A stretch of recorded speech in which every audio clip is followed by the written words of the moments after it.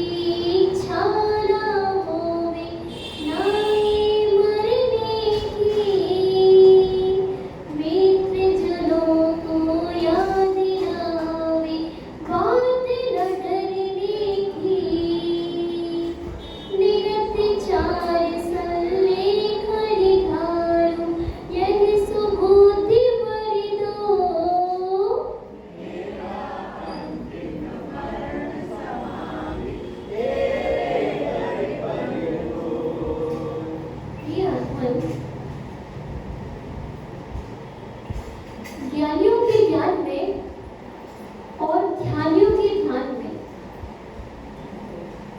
अंजना की पीर में, द्रौपदी की चीर में और आप सबकी जिन भक्ति में या गुरु भक्ति में एक ही शब्द गूंजता है, जय सिंहवाणी। जोर से बोलो भगवान का नाम, जय सिंहवाणी। हाथ ऊपर करके बोलो, जय सिंहवाणी, जय सिंहवाणी। मैंने क्या बोला? जय सिंहवाणी, जय महावीर, जय सिंहवाणी। जब तक जोर से नहीं बोलोगे तब तक मैं बोलती रहूंगी, जय सिंहवाणी। अब अच्छा लगा। भगवान के नाम लेने में कंजूसी नहीं करना चाहिए, नहीं तो क्या होगा? अपन और सभी के नाम तो जोर से बोलते हैं, भगवान के नाम लेने में अगर कंजूसी की, जिन धर्म में प्रभावना में अगर कंजूसी की तो क्या होता है? नीचे गति के पात्र लगते हैं।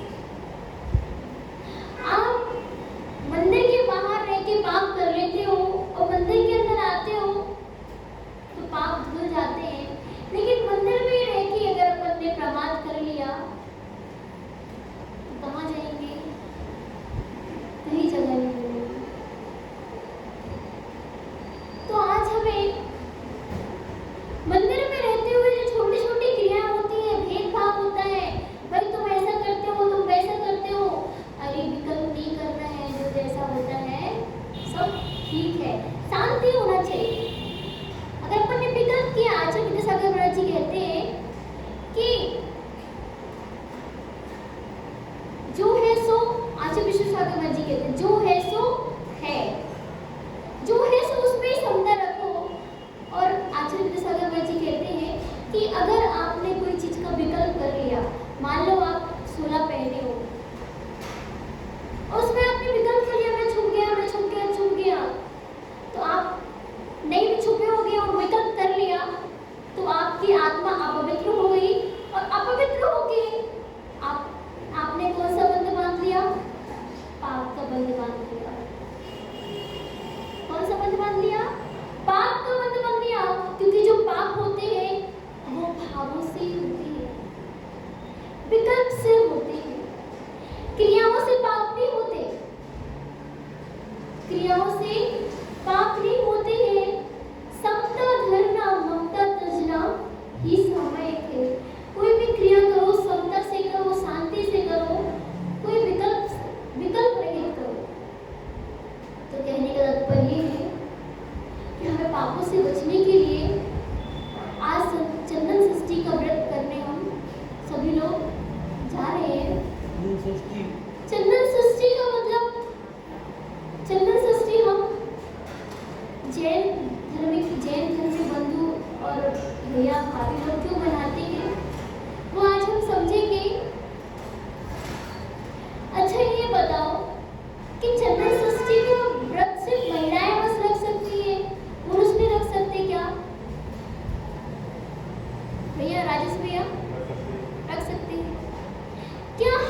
व्रतों में महिला ही आगे हो सकती है, क्या भैया लोग आगे नहीं रह सकते?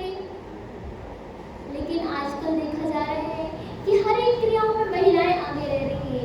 चौका बनाने में तो महिलाएं आगे। कभी भैया लोग भी चौका लगाए लिया करो कि एक बार भैया लोग मिलकर चौका लगाएं, वहां पे कोई भाभी होए ना। तो ये धार्मिक क्रियाओं में भैया लोगों को भी आगे रहना चाहिए।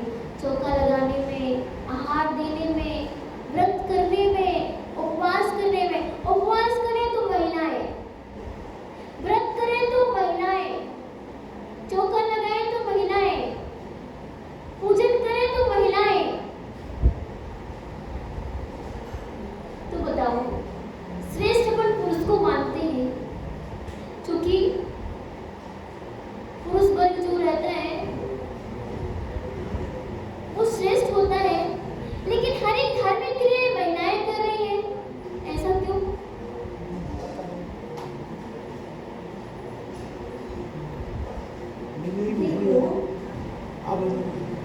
आप लोग सोचते हो महिलाएं बस आहार बना सकती हैं, ऐसा नहीं है, पुरुष लोग भी बनाते हैं। कभी कभी क्या होता है, भैया लोग भी चौका लगाते हैं। ये देखा है आप लोग ने कहीं कहीं?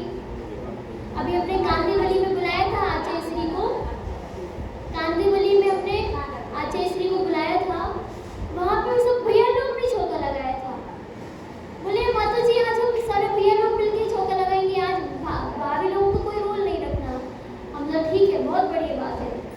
तो हर चीज में भैया लोगों को भी आगे रहना चाहिए। जब हमारी माताएं, क्यों? क्योंकि उसमें सीखने भी मिलता है। हमारी माताएं जब 3 दिन जब उनको मंदिर नहीं आना होता है, तो भोजन किसको बनाना चाहिए? भैया लोगों को बनाना चाहिए। तो हमें हर चीज में श्रेष्ठ होना चाहिए। अगर हमारी माताएं बीमार हो गई तो हमें उनका साथ भी देना चाहिए। ये नहीं कि बस तुम्हारे काम है, तुम बीमार हो तो भोजन बनाओ, 3 दिन की अशुद्धि हो तो भोजन तुम ही बनाओ, ऐसा नहीं है। अगर अपन ने 3 दिन अशुद्धि में महिलाओं के हाथ का भोजन कर लिया तो आप भी अपवित्र ही कहलाओ।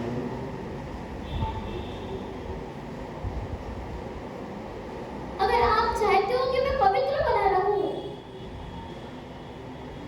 आप चाहते हो कि मैं पवित्र बना रहूं, तो आप उन 3 दिनों में महिलाओं के हाथ का भोजन नहीं करें। आप प्रमाद के वशीभूत होकर आप उनके हाथ का भोजन कर लेते हो, ये आपकी अज्ञानता है।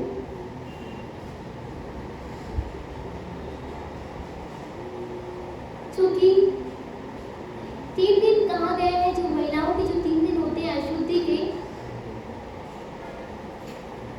वो जो नीच जाति होती है ना, नीच जाति, वो 3 दिन उनके कहलाते हैं। एक दिन धोबी के, एक दिन बशोर के, एक दिन चमार के, ऐसे 3 दिन कहलाते हैं। अब बताओ, आप उनके हाथ का भोजन करते हो? आप उनके हाथ का भोजन करते हो? नहीं करते। नीच जात के हाथ के आप पानी भी नहीं पीते हो, नहीं पीते हो ना? तो फिर आप 3 दिन में आप उनके हाथ का भोजन कैसे कर सकते हो? अगर आपने अपना घर बनवाया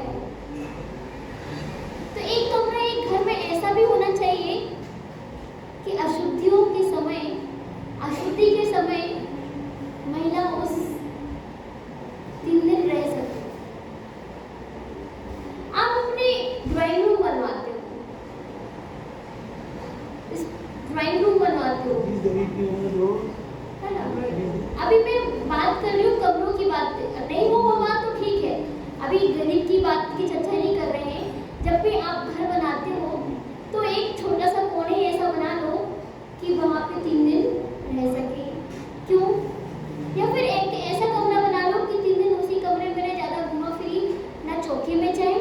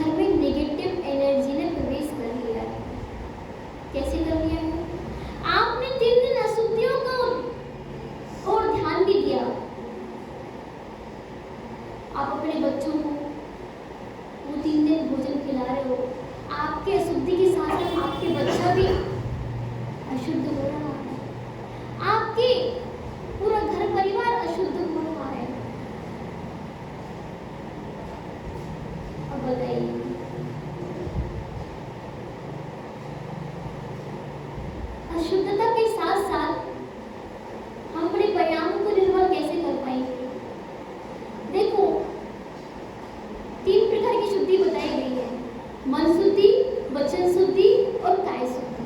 चलो आपने मन शुद्ध तो कर लिया, वचन शुद्ध भी कर लिया और काय शुद्धि नहीं है तो धर्म हो सकता है? तीनों की शुद्धता ही बहुत जरूरी है। जब आप माता जी और महाराज जी को आहार देते हो तो आप क्या बोल के देते हो?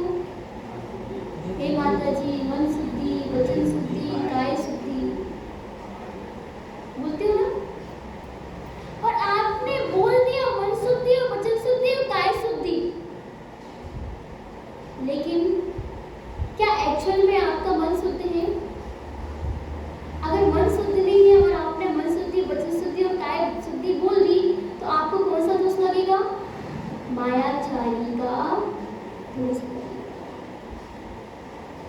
आप सबसे मायाचारी कर लेना, लेकिन देव शास्त्र गुरु से मायाचारी करी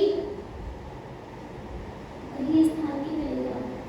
आप महावीर को मानते हो, आप आदिनाथ को मानते हो, लेकिन उनकी जिस दिन आप बात मानने लगोगे उस दिन आपका मानना सार्थक हो जाएगा। हमें अपने देव शास्त्र रूप के ऊपर उतना ही श्रद्धान करना चाहिए जैसे एक नन्हा बालक होता है, हम ऊपर उसको उछालते हैं और वो मुस्कुराता है। क्यों मुस्कुराता है? क्योंकि उसको ज्ञात होता है कि हमारे अपने हैं, हमें धोखा नहीं देंगे।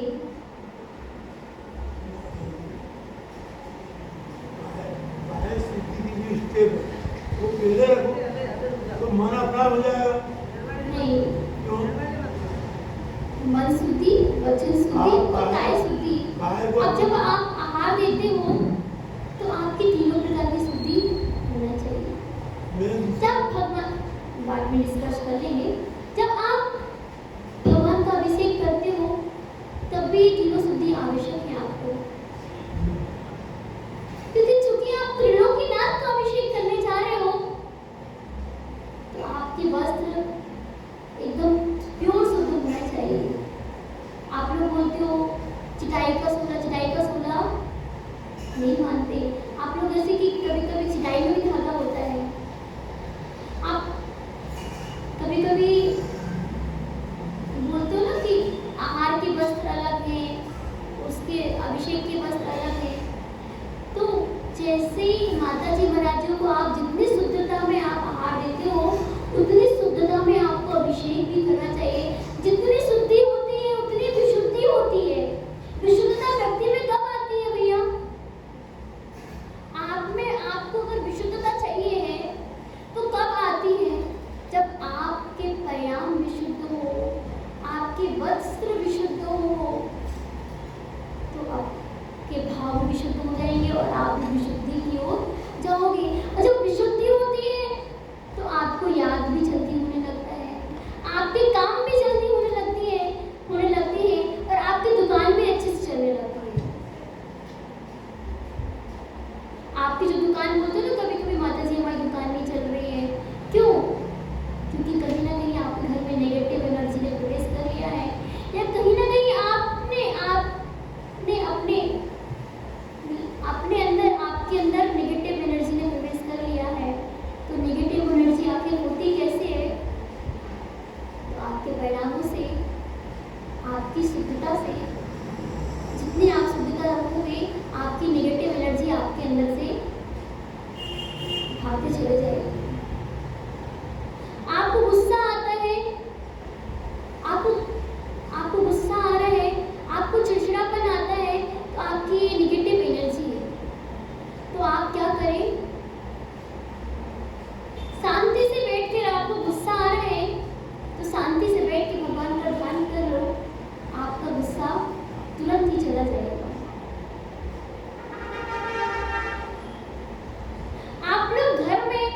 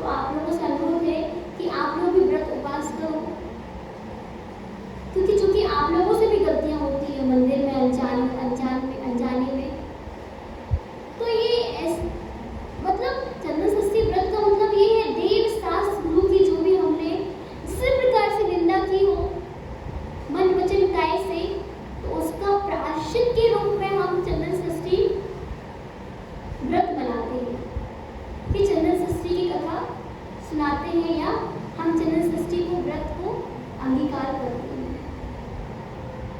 देव, शास्त्र, गुरु तीनों। मान लो आप आहार देने गए, आपने हाथ नहीं धोया, तो आपको दोष लगेगा। ये छोटी छोटी क्रियाओं में आप दोष उत्पन्न कर लेते हो। आप पंडित जी में आए, आपने नमस्कार अच्छे से नहीं किया, आपको दोष लगेगा।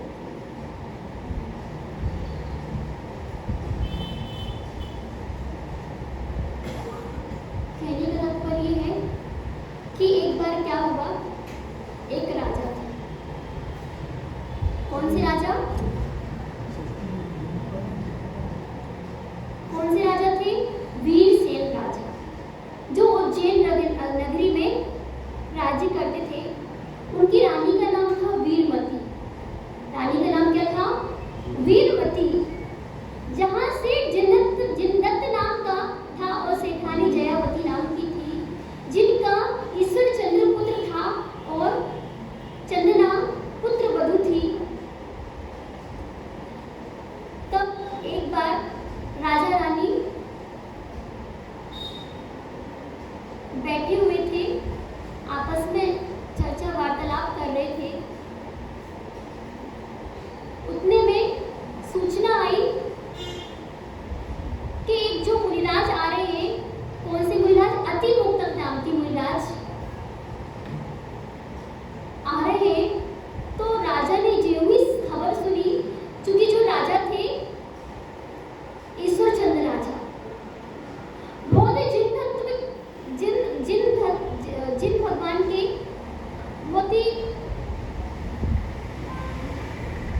बहुत ही मतलब श्रद्धावान थे और जिन भक्ति उनमें अटूट भरी पड़ी थी। लेकिन लोभ भी आपको एक दिन नीचे गिरा देता है। आप भगवान के भक्त तो बनो, लेकिन ऐसा लोभ ना करो कि आपको एक दिन नीचे गिरना पड़े और आपको पश्चाताप करना पड़े। फिर क्या हुआ? ईश्वर चंद्र राजा ने रानी से कहा कि बहुत दिन से उपवास किए हुए मुनिराज अपनी नगरी में प्रवेश कर रहे हैं और हमारा मन है कि चौका अपने यहाँ ही लगना चाहिए। चौका अपने यहाँ ही लगना चाहिए। तो रानी ने कहा, चंदना ने, उन्होंने कहा कि चौका तो नहीं लग सकता है क्योंकि मेरी अभी शरीर की अशुद्धि है, तो मैं अपन चौका नहीं लगा सकते हैं। लेकिन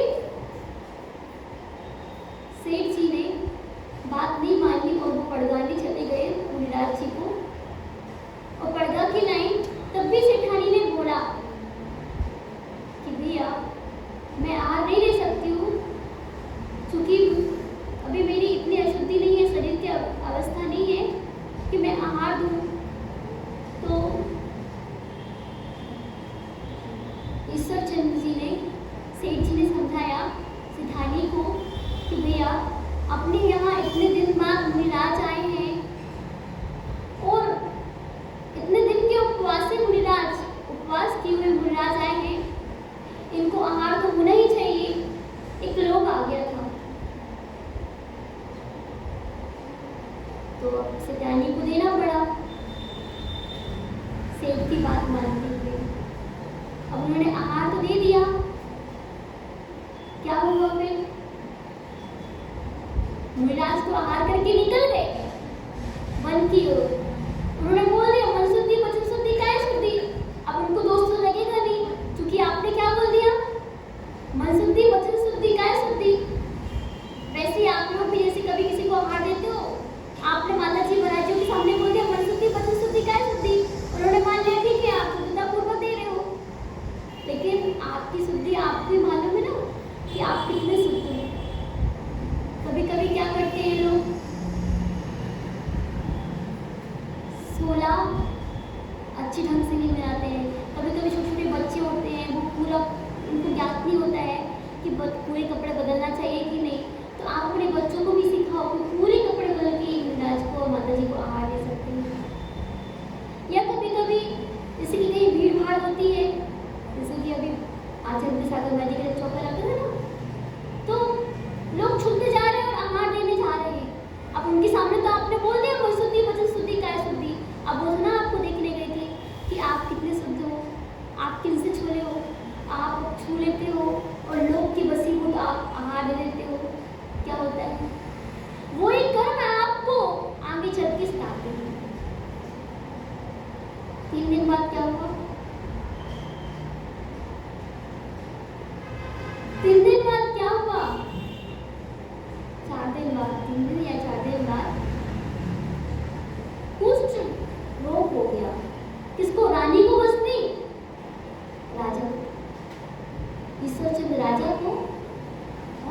चंदना,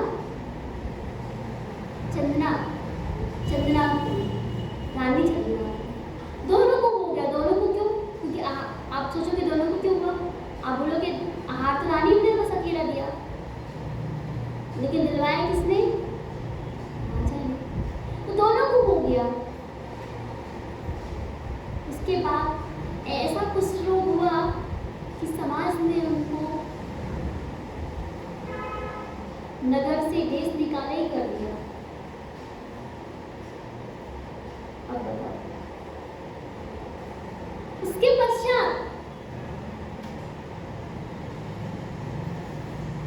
कुछ समय पश्चात जब राजा को मुनिराज जी मिले, उन्होंने कहा कि मुझे ऐसी कौन सी वेदना सता रही है, ऐसे कौन सा साता गर्भ का बंध बना है तो सब कुछ होते हुए भी मैं इस बीमारी से ग्रस्त हूँ। क्योंकि जो भी आप गलती करते हो उसका समाधान कौन करता है? माता जी या मुनिराज? मुनिराज ही करते हैं। आपने देखा होगा श्री राजा श्रेणी को भी संबोधन किसने दिया था? मुनिराज ने। श्रीपाल को, मैना सुंदरी को संबोधन किसने दिया था? मुनिराज ने। सेन को संबोधन किसने दिया था? मुनिराज ने। वैसे ही ईश्वर चंद और रानी चंदना जी को संबोधन किसने दिया फिर बाद में? मुनिराज ने। कहा कि तुमने ऋजु काल के समय, ऋजुमती के समय, ऋजुमती बोलते हैं, आपने, आपकी पत्नी ने और आपने मिलके मुनिराज को आहार दिया था। उसका परिणाम है कि आपको एक कुष्ठ रोग हो गया है। तो उन्होंने पूछा अब इसका निवारण कैसे किया जाए, अब इन दोषों को प्रायश्चित कैसे किया जाए? देखो, इसलिए बोलते हैं, प्रायश्चित ग्रंथ में लिखा है कि हर चीज का प्रायश्चित होता है। आप लोग कहते हो माता जी गलती नहीं की तो हम किस चीज का प्रायश्चित लें? आप लोग कहते हो ना, अभी 1-2 महीना यहाँ पे हमसे बोली थी माता जी तो गलती नहीं करते तो प्रायश्चित किस चीज का लिया जाता है? आपको गलती दिखेगी नहीं, गलती हो जाती है। गलती माता जी दिखती नहीं है, गलती हो जाती है। तो हमें जिस गुरु से आप मानते हो, जिस गुरु को आप मानते हो, उनसे जाके आपको प्रायश्चित अवश्य लेना चाहिए। अगर प्रायश्चित नहीं लोगे तो ये छोटी छोटी क्रियाएं मिलकर बड़ी हो जाएंगी और आपके कर्म के उदय में आएंगी और आपका सर्वनाश कर देंगी। जैसे अगर वो ईश्वर चंद्र राजा और सेठानी चंदना अगर प्रायश्चित नहीं लेते तो कई भवों तक और वेदना को सहते। उन्होंने जाके प्रायश्चित लिया, उन्होंने जाके प्रायश्चित लिया मुनिराज जी से और कहा कि मुझे अब क्या करना चाहिए। तो उन्होंने सिर्फ महिलाओं को बस व्रत नहीं दिया था मुनिराज ने, महिला तुम बस करो, चंदना तुम बस व्रत करो, उन्होंने दोनों को दिया था। राजा को भी व्रत करने कहा और रानी को भी व्रत करने कहा। कितने साल तक? 6 साल। 6 साल तक दोनों ने व्रत किया और फिर कहाँ चले गए? 6 साल तक व्रत करने के बाद 7वें साल जो आता है तो उसमें क्या करते हैं? उद्यापन करते हैं। उद्यापन कैसे करते हैं?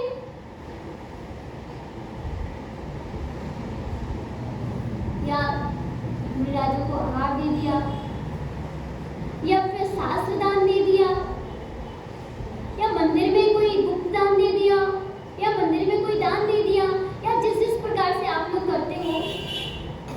6 साल तक अपन को व्रत करना चाहिए चंद्र षष्ठी के और 7वें साल आपको उद्यापन कर देना चाहिए। इस प्रकार उन्होंने वैसे ही किया। इसके पश्चात जब ये कथा उन्होंने, जब ये कहानी सुनी, जब ये सुना, तो उनके परिणाम बदल गए और दोनों ने दीक्षा को अंगीकार कर लिया। दोनों ने दीक्षा को अंगीकार कर लिया और फिर उनकी समाधि मरण हुई। समाधि मरण करने के पश्चात देव पर्याय उन्होंने धारण कर लिया और देव पर्याय से आने के बाद कौन से सर्वासिद्धि देव बने होंगे या फिर कोई ऊंचे वाले देव बने होंगे। देव पर्याय से च्युत होके मनुष्य भाव धारण करके केवल ज्ञान की प्राप्ति करनी। दीक्षा लेने के बाद केवल ज्ञान की प्राप्ति करने के बाद मोक्ष पद की प्राप्ति करनी। हमारा कहने का तात्पर्य है कि आप लोग शुद्धि का विशेष ध्यान दें, चाहे वो ज्योति की शुद्धि हो, चाहे वो अभिषेक की शुद्धि हो, हमें इसमें बर्बाद नहीं करना चाहिए। क्योंकि हम 3 लोग के नाथ का अभिषेक करने जाते हैं, तो विशेष रूप से हमें शुद्धि का ध्यान रखना चाहिए। आज आपको इतने बताएंगे, आप लोगों को भी विलम्ब हो रहा होगा, पूजा करनी होगी और चंदन षष्ठी भी है, उसकी भी पूजा करनी है। जय बोलो महावीर भगवान की। श्वास सांस में तुझे बसाए हे जिनवाणी माँ। बंद है? ऐसे कैसे बंद है? सांस सांस में तुझे बसाए हे जिनवाणी। लगाते नहीं बना के किसी ने? नहीं चालू है। बंद है।